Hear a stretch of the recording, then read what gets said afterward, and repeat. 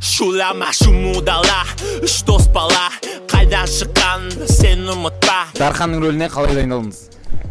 Негізі біз көп жерде ұқсаспыз, бірақ как-то ол мидың ішінде болатын дайындық, білмеймін даже қалай дайындалдым. Мен андай ойбай отельге жабылып 3 ай ешкіммен араласпадым деп айта алмаймын.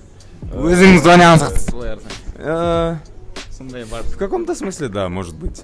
Ол жігіт енді кішкене өзіне жауапкершілік ала алмайды. Оның жанында мен, в принципе, өмірде мен сенігім келеді, енді жауапкершілікті өзіме аламын, не істеп жүргенін білемін деп өмірде. Бірақ Дархан мен үшін өте қызық персонаж болды. Мен онымен 1,5 жылдай ма бірге жүрдім. Дарханмен достасып қалдым. Теміртау есіме есте қалды. Күшті бір момент болды. Есімде өте қатты қалған.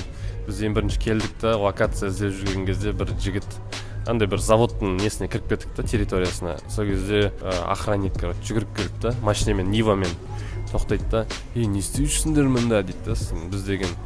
Осылай кино түсіріп жатыр, рэп туралы дейді. Қайдағы рэп? Қумандаршы дейді да, Қазақстанда рэп жоқ, Американ балдары секілді қумандар деп бүйтіп отырады да, машинасына кетіп қалды. Сол тексті клипке қосқан жоқсыздар ма? Иә, соны біз көріп қалдық. Мен айттым, осы тура осылай айту керек. Не Американ балдары қуымшылдар ма? Қайдағы рэп?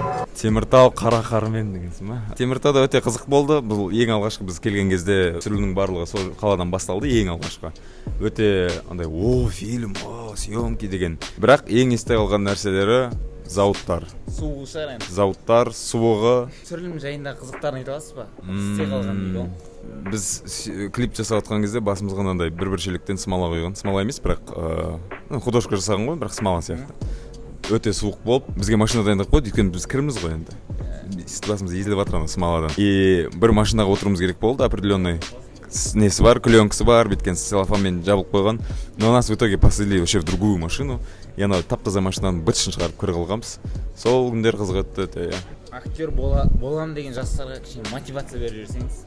Мотивация надо поднять дегенсің. Ештеңеден қорықпаңыздар, көріңіздер. Барынша алысқа секіруге тырысыңыздар, болмаса жақын жерге топ ете түсесіздер. Режиссері болам, актер болам, өз арманыма жетем деген балаларға кішігірім мотивация сізден. Әрбір сондай бір шешім қабылдаған кезде өздеріңізге сұрақ қойыңыздар. Егер мен ештеңеден қорықпайтын, ішімде ешқандай страхым, ешқандай қорқынышым болмайтын болсам, егер мен қалай жасайтын әрбір шешім қабылдаған кезде, кім болғым келеді деген кезде де, не істегім келеді деген кезде, просто ішімде ешқандай қорқыныш болмаса, қалай істейтін сол жолмен жүріңіздер әрқашан. 7/7 барлық көрермендер, оқырмандар, фильмге келіңіздер.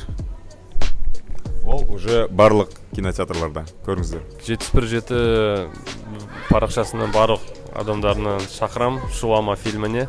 Келіңіздер, көріңіздер, музыканы сүйіңіздер, шығармашылықтарыңыз өшпесін. Шулама деген кезде шулаймын деп айтыңыздар.